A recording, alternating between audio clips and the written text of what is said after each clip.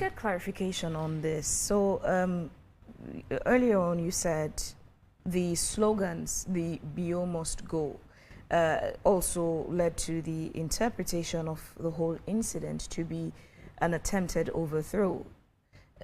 How does that justify the claim now that it's an attempted overthrow? This is election period. No. People have different slogans. The way you put it, that's not how I put it. So please clarify. So that's exactly what I'm saying. So there were several indicators. It's not one slogan that led to it. Several indicators.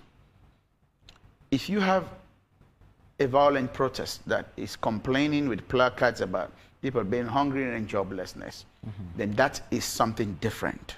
If you have a violent demonstration that came out to say, we want the president to go, president must go, that is a different indicator. Now that indication is one, but then for example, if you're hungry and you think the economy is bad, which we all know is true, the inflation has worsened, you don't go and destroy your own buses where your children go to school, used to go to school. You don't attack police officers and kill them. You don't destroy and burn down police stations across the country. You don't attempt to go into the airport to dig the runway so flights do not come. But that was not just the reason. From the CCTV cameras and from the videos, it was, Lord, dig the wall so the president will come back. We will get a new president. That's what it came. So all of this accumulated. So it's not just the slogan. Let us be clear about that. It is not just the slogan. There were clear, calculated attempt to undermine state authority.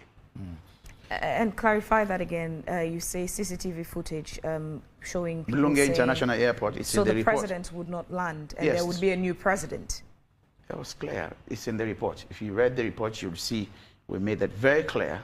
The Lunge International Airport had a CCTV camera around it. Now they gave us what is it called, the Westminster.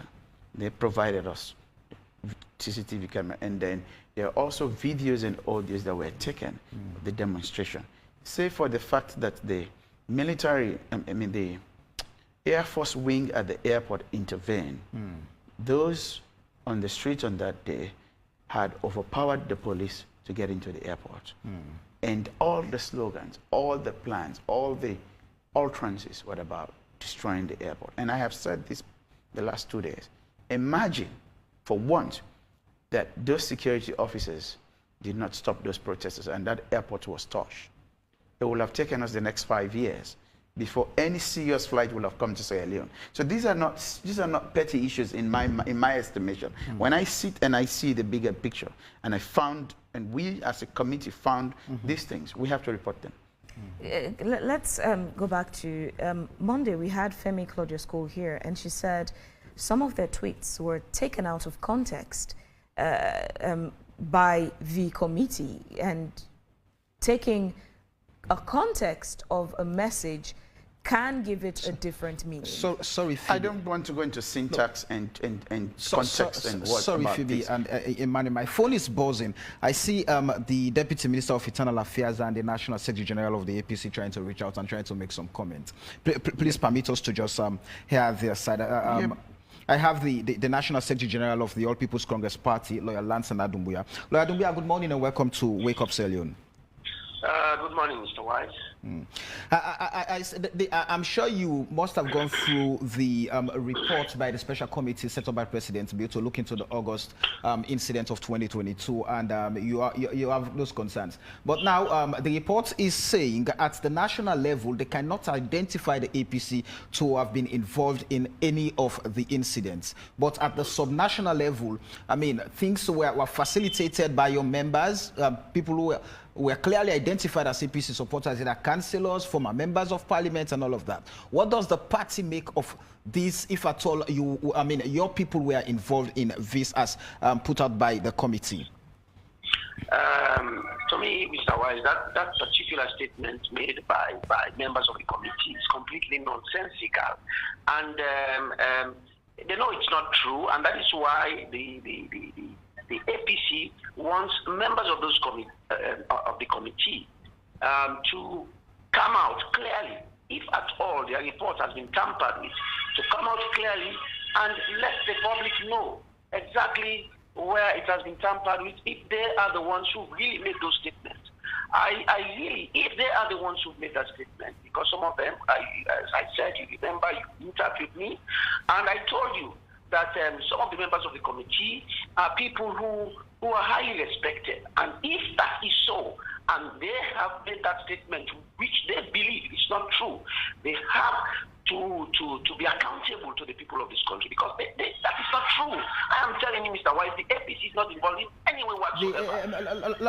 Dumbuya, the chairman of the committee is here. Lawyer Manuel Safabula is with us in the studio, and he has just reiterated the findings and how they went, the processes they went through to have arrived at those conclusions. They visited the areas where the incidents occurred. They also visited areas where incidents did not occur, just to ascertain whether the incidents were fueled by the socio-economic activities or standings of the nation. But it's clear from the report that these incidents occurred in your strongholds. And they also mention that the mayor, for example, who is a member of the mayor of Freetown Municipality, who is a member of your party, participated and facilitated the organization of a national prayer and fasting called by Adebayo. No, that is not true. That is not true. Did they interview the mayor? I mean, you are telling me Safa is there. It is sad for people to make certain statements because they want to get the APC involved. I do not... what are the details of the report? It's not to make the statement.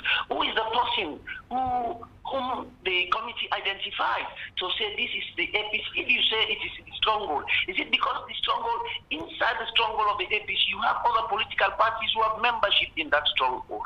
Were you able to identify that person having a membership card of the APC? Sometimes you have to be very careful. The fact that it happens within Kutoro, or it happens at Dovecourt, or it happens at whatever you may name in your report, does not necessarily mean that they are members of the APC.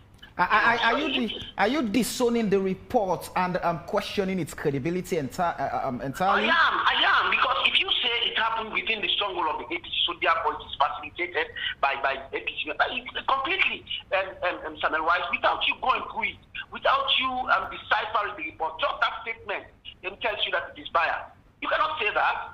You can only say it happens in this area. And those people in that area, must be accountable for it. You cannot say because that is the stronghold of the APC. You have to make... If something happened in Kenema now, do you have to say because it happened in Kenema or in Po or Kalang, therefore it's been facilitated by members of the SLPP? They will not allow it. So I cannot subscribe to that. At this point, just quickly, we have to let you go. What's the position of the APC? We are going to come up with a position. From yesterday, we are looking at it as a party. We are coming with a party position on it. And for now, we just want the public to know that the APC, as far as it has been mentioned in whatever form in that report, completely denounce and reject whatever assertion is being made against the party. And those who are involved in the exercise knows that statement cannot lead to that conclusion. Even somebody who is a first grader in logic cannot conclude the way the committee concludes. Say because it is stronghold of the APC, so therefore it's no. Sapa. That is completely nonsense. Lansana, just before we let you go quickly, have you read the report? We have read the report. We're deciphering each and every member who is involved. We started, and like I said to you, we're coming with a party position. Maybe in the next few hours, we'll come up with a party position on that. Also, Safa, just a quick confirmation. Are you talking? Firstly, I feel just a minute. I feel I'm being ambushed with this one. Is it an individual thing the report deals with, or APC as a political party? Well, you've heard what... Lansana, hold on. I'm just confirming quickly from Safa. Sorry. Yes. Individuals, no. It's not the political party. It's a political party. It's the political party. The report looks at persons of interest. And Safa, do you want to confirm that quickly? I don't get the question, so I'm trying to So decipher he is saying it's an attack on APC. I'm asking you, is the report dealing with APC as a party or individuals? The report treated individuals and entities. So both APC, SLPP, NGC, Unity Party, anybody who is a political player was dealt with. If he feels like it's an attack on the APC, it's okay. Individuals were listed, but I also feel it should be fair to give everybody the opportunity to react like Lansana has done. Yeah, we had Femi Claudius Cole here on Monday. Because it's not, the report also dealt with the SLPP. Right. Well, we questioned... We'll continue on that quickly. Sorry, Safa. I was deliberating in getting that. Now, Lansana, would you, with all confidence, speak to the public and confirm that the APC, as a party, controls the entirety of its membership? We can tell you that we have a level of strata of authority in the APC. We have our executive and we have our membership in the party. And to some extent, let me say this to you. If the APC is involved, or if we want any protest in this country... You're saying if... Yes, if the APC wants. So as a party, have you fully done your own investigation to confirm the level of involvement of some of your members in the incident? We are not involved in any way whatsoever. So it means you've not done an investigation? Not even our members, Because let me say this to you, before I became the National Secretary. Lansana, without conducting an investigation, how are you certain? Let me conclude. Before even I became the National Secretary General of the Operative People's Congress Political Party, I have been one of the people calling for an investigation. Even the day I called for the investigation was the day that particular, I think a day or two after. That's when the committee was established. Mr. White knows exactly what I'm talking about. I was there in the studio, talking about that. So I followed it. I went to court, I represented some of the members, in those who are arrested. And let me say this, the committee has to be very careful. Those whom I represented, they were just arrested nilly-willy. Some of them were not even close. Lansana, I'm not trying to be rude, to interrupt and cut you, but it's past 9 o'clock and it's time we go for a news summary. We would follow up with you once the APC comes out with a position statement on the report. But thank you very much for your time this morning to talk to us. Yes, I hope they made a statement about that particular issue. Those who are never involved and were just arrested. All right, thank you very much, Lansana Dumbuya. We'll have with us Emmanuel Safa Abdullah in the studio. Now we've been able to establish contact with the Deputy Minister of Internal Affairs, who doubles as the National Publicity Secretary of the ruling Sierra Leone People's Party, Lahai Lawrence Leema. Good morning and welcome to Wake Up Sierra Leone, Leema. Good morning, Samuel, and good morning, listeners. Now, Leema, first off, I'm sure you must have gone through the report by the committee set up by President Biu. And in that report, the committee clearly stated that you did not show up despite several attempts to have you respond to allegations of some of your activities during the curfew and allegations of you involved in extrajudicial killings, and but you did not appear. First off, let's have an understanding. Why why did you not appear in front of the committee to answer to some of the questions, if at all you were invited? Thank you very much, Samuel, for having me into the conversation. And in the first place, let me start by thanking His Excellency the President for putting such a reputable committee together to do an investigation into the incident that occurred on August 10. Not appearing on the committee is not a fault of mine, but it's as a result of the fact that I was not notified that I should be on that committee, and I got a call on the day that they required me to be on the committee, In fact, the call came in and it was very abrupt. The manner of communication to me, even by the caller, who happens to be retired Colonel Goto, was very unprofessional, but yet I was able to manage the conversation and talk to him that I have not been notified of me being, you requiring me and my presence into that committee. However, as at this material time that you have called, I am engaged in a meeting with guests in my office. Still, I am available if you could reschedule a better time for me, either after this meeting or some other time. So he said to me that I will hear back from him. After that, he dropped the call, and I never got back to him. I got a call from Mr. Avayama, who is the ONS coordinator, asking me that he has been informed that I have refused to show up for the committee, the Special Investigation Committee. I told him that is not true. He has been misinformed, that I am always available. I got a call from retired Colonel Goto, who was like urging me that now you will wait for. I asked him, what are you waiting for me for? He said, are you not aware of the Special Investigation Committee work that is ongoing? I said, I'm aware, but I'm not aware that you required me at this material time. So no Colonel Goto, no Avayama ever rescheduled time for me to show up to give my own account of what happened on August 10th. And for such innuendos or allegations being drawn around the very fact that I did not appear at the committee for a reason which is not my own fault, to also draw an innuendo of that nature of drawing extrajudicial killing is unfortunate. Because these are all calculations of ploy in order to make me look bad in the eyes of the public and also make me look bad in the eyes of the president. For those who calculated that action, it is a failed cause, because there is no loyalty you can show to a leader than what I did on August 10. When I came personally under attack, my vehicle was attacked, there were roadblocks before me, spanning from Wellington up to Upgun.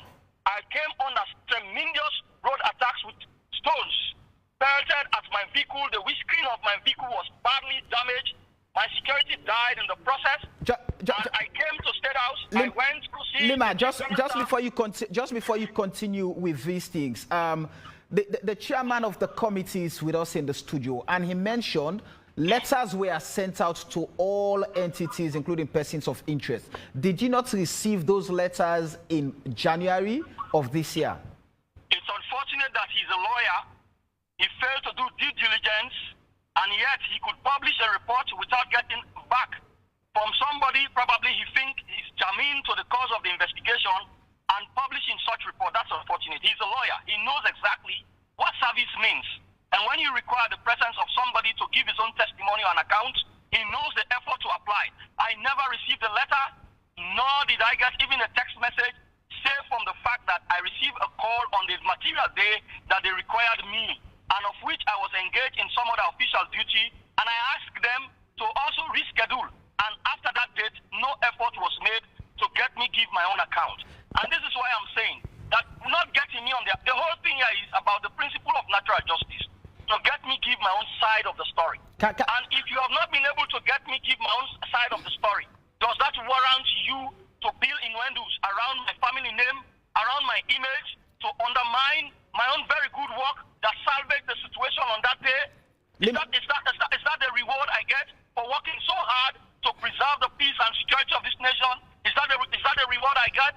But I am not surprised. This is not coming as a surprise to me, because they had tried it to mess up my name in a corruption saga. They tried it with Ben Kefala. He tried it with me. It did not work.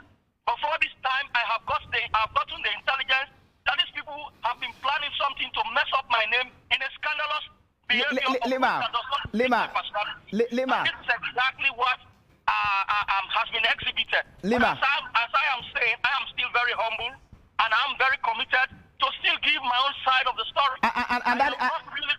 And quickly, Leema, in 2 minutes, that is what, if you're claiming that you've not been given an opportunity to hear your own side of the story. Now, people accused you that during the curfew hours and you engaged in some dubious activities leading to extrajudicial killings. What are your thoughts? I am a professional retired military officer. Because this is the thought, that in as much as people go into the military, people think that the military is a dumping ground for dropouts. I'm never a dropout. I am a graduate with a legal knowledge, and in my service, I did 7 years plus in the army. I spent 5 years of my service in the legal office. I clearly understand what rules of engagement is. I understand my do's and don'ts. So I am, even though I am outside the army, I am a professional military officer. I have a family name to protect. I am a good citizen. I have never, ever been involved into taking anybody's life innocently. That is a ploy. It's the calculations that is aimed at tarnishing my name and also undermine the good working relationship between me and the president. But it's a failed cause, and I am still committed to give my own side of the story. And I do believe that on that day, I worked assiduously and I did very well to salvage the situation. The only impression that will leave me with that the August 10 probably was an orchestration to take away my life, and because God saved me from that situation, that is why they are still pushing to run things around my name that does not befit my person, my personality, and my individual self. And I remain to be loyal to the state and to the president because, yes, he is the one God has ordained to take leadership of this nation. I am a Christian. I understand exactly the response of David at the time when God sold King Saul to him. I understand King David's response. I am a Christian, a Catholic to be precise. Thank you. I have never, ever involved in taking any innocent life, and I do not wish to ever take any innocent life. My work is geared towards preserving the peace and stability of this nation and for the good. Thank you very much, Lahai Lawrence Leema, Deputy Minister of Internal Affairs, who doubles as the National Publicity Secretary of the ruling Sierra Leone People's Party. Safa, just before we get responses from you, let's quickly welcome the Minister of Information and Communications, Mohammed Rahman. Sorry, good morning and welcome to Official. Yes, good morning. Good to be here. All right. Safa, let's hear your responses from the APC Secretary General to Leema. Allegations. Firstly, maybe I start with Lemon. It's okay for you to be angry, but it's also okay to be honest. The only reason why I have asked the committee not to release the way book, it's because of professionalism. As I sit here, Lahai Lawrence Leeman's letter was sent on the 6th of, I have a way book here that I have snapshotted. Basically, his letter was sent and was signed for by Tambasam. Now, no response. On the 6th of April? On the 6th of January. Right. Now, on the 6th of January letter, we had scheduled his meeting for the 18th of January at 3 p.m. His letter is also here. Now, when we did not hear from him, we sent a second letter again on the 10th. Sorry, he did not show up on the 18th. Right. We were there and he did not show up. And we said, okay, maybe he did not receive the letter. We sent a second letter, which was received on the 10th of February, again by the same Tambasam and signed for. Now, this is a way book where everyone... Were you able to establish who Tambasam is in the office? No, that's not your business. No, come on, you take a letter to the Deputy Minister's office. You're not taking it to a home without an address. You're not taking it to someone on the street. You're taking the letter to the Deputy Minister's office. And in that office, someone received the letter and signed the way book. You are going to begin to establish who that person is? No, that's not your responsibility. Now, he did not show up for the second time. This is 2 letters we're talking about. I have copies of those letters. Then we said, okay, for those who don't know, Leeman calls me big brother. So I was already conflicted with him. I did not get involved in it. So other people had to deal with him. We said, okay, Colonel Goto, you are a military officer. Can you reach out to him? Now, Leeman is not the only person. We sent letters to 38 people. Everyone received their letters. Everyone either showed up or said, I am not coming. Yeah, the mayor got hers and she published it. She came with a media crew and said, I know the answer question. So what we did with this, we did not find anything adverse against Leeman. So again, the issue of attacking personality, me being a lawyer actually makes me a better person to handle situations like this. That's why I have a way book, because I am a professional lawyer.